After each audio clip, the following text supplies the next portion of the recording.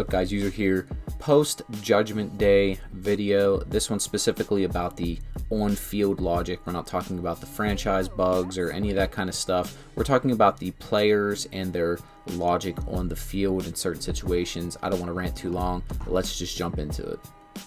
All right, we have a pretty long list of things. I'm just going to start here with number one, free safety logic, attacking the run.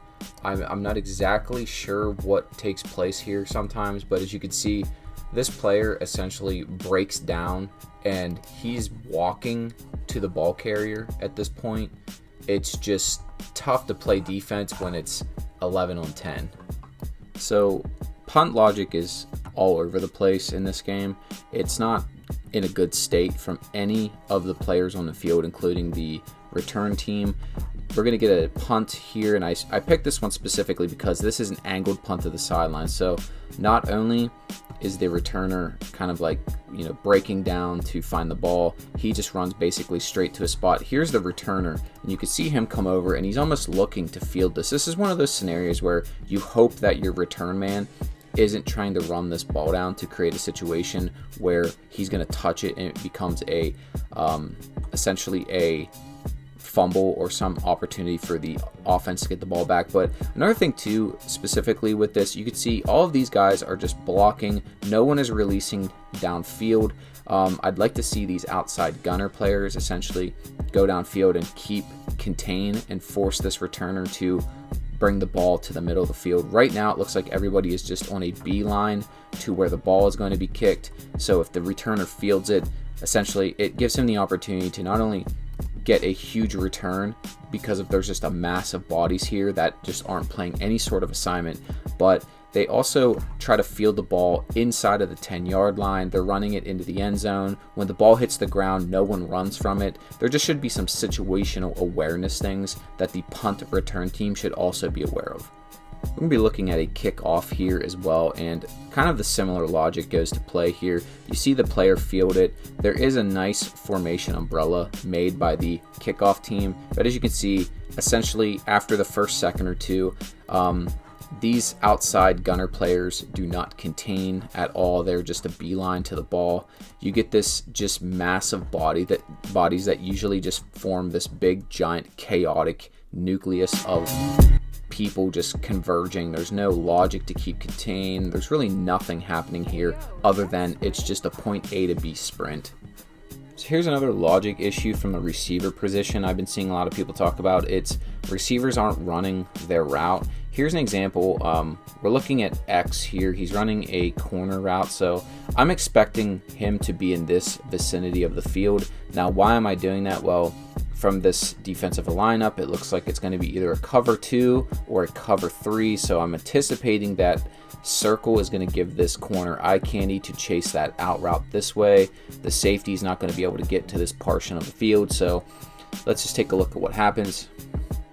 Again, we're following X downfield. He's glowing like he's infected by some space mutation, but you can see here at the point of attack. So I'm anticipating right here when I'm pressing the X button, we're throwing this ball out here. As you can see, the safety's not even on the hash, so I'm trying to throw this ball to this void. Circle's taking this cover 2 corner out, and what he does is he actually cuts up the hashes here and goes right into the teeth of the defense.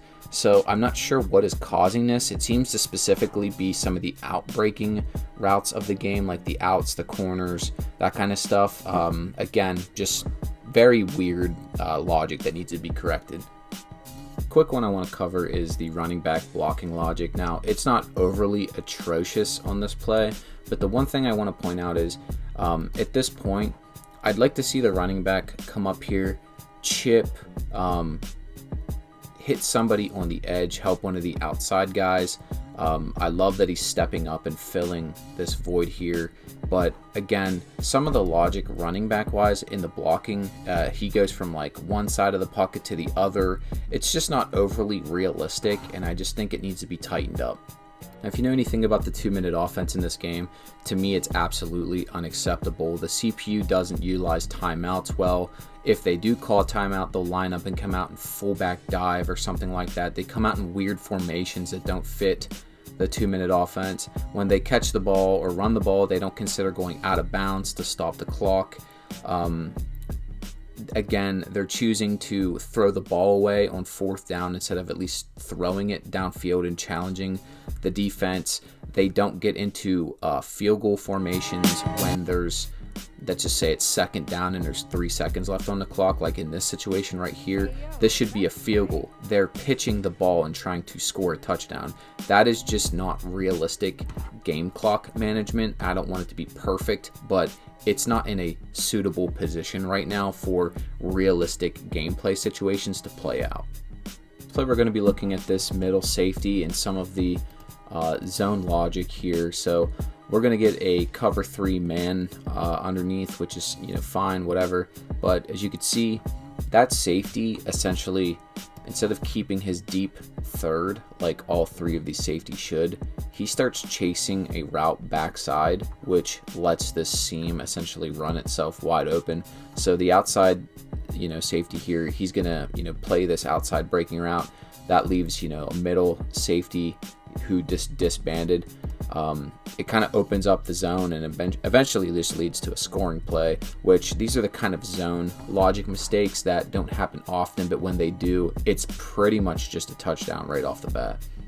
It's another weird issue that's plagued this game for a while. So we're going to look at this matchup out here, this corner and this receiver. Now the corner breaks the pass up, but the problem with that is anytime there's an outbreaking move from a receiver, like a fade or some sort of route where the corner's inside, the receiver makes an outside move, the DB is immediately just in trail technique. He's burnt. There's no help over top. And I'm not exactly sure what causes this, but if this was a user-controlled throw, I'm lob passing this and it's 100% a touchdown. Again, I've just noticed this on these specific, like these outcut go balls. It's almost unguardable for the CPU DBs. In this one, we're looking at the defense. Now, this is a weird glitch logic problem that has plagued the zone defenders here in the game for a long time.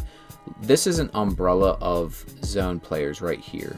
They have no business chasing this quarterback down. And as you can see, they just all disband and immediately go like they're chasing to try to sack the quarterback. I'm not exactly sure what causes this. But you can see here's another DB. He just runs like completely out of his zone here. It looks like a cover 2, but the safety then can't cover most of the field. It's just a weird bug, and again, it plagues the game still to this point. Alright guys, I know I didn't hit every logic problem on the head. I'm curious to see what you guys have to say. Let me know in the comments. It's your boy User. I'm out.